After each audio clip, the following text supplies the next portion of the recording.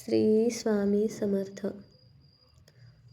मित्रांनो, आज आपण स्वामी समर्थांच्या अगाध लीलेचे वर्णन करणारी एक कथा पाहणार आहोत. कथेचे नाव आहे निस्सीम भक्तीचे फळ. अक्कलकोटमध्ये स्वामींच्या दर्शनासाठी मोठी गर्दी असायची. एकदा एक अत्यंत गरीब वृद्ध स्त्री स्वामींच्या दर्शनाला आली. तिच्याकडे स्वामींना अर्पण करण्यासाठी ना पैसे होते ना मिठाई, परंतु तिने आपल्या पदरामध्ये थोडेसे वाळलेले वाटाणे आणले होते. श्रीमंत लोक स्वामींना सोने नाणे अर्पण करत होते. ते पाहून ती वृद्धा संकोचली. तिला वाटले, माझ्या या साध्या वाटाण्यांची स्वामींना काय किंमत.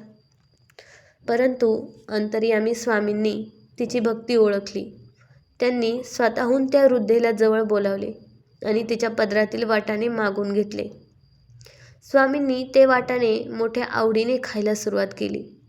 तिथे उपस्थित असलेल्या सर्व लोकांना आश्चर्य वाटले की स्वामींनी महागड्या भेटवस्तू सोडून हे साधे वाटाणे का खात आहेत.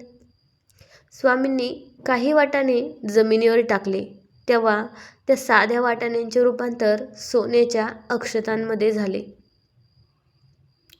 मित्रांनो, अशाच प्रकारे तुमची वस्तू किती मोठी आहे यापेक्षा तुमची भावना त्याबद्दल कशी आहे, तुमची भावना किती शुद्ध आहे यावर तुम्हाला मिळणारे फळ अवलंबून असते. या गोष्टीमध्ये त्या माऊलीला, त्या वृद्ध स्त्रीला पूर्ण विश्वास होता की स्वामी माझे वाटाणे नक्की स्वीकारतील. हाच विश्वास मॅनिफेस्टेशन म्हणून काम करतो. शून्यातून विश्व निर्माण करतो. साध्या वाटाण्यांचे सोने होणे म्हणजेच सकारात्मक ऊर्जेने आपल्या आयुष्यामध्ये देखील साध्या गोष्टींचे भव्य दिव्य गोष्टीमध्ये रूपांतर करणे. याचप्रमाणे आपल्याला देखील नेहमी पॉझिटिव्ह राहायचे आहे, पॉझिटिव्ह विचार करायचे आहे. आपले सुद्धा नक्कीच चांगले होईल. श्री स्वामी समर्थ.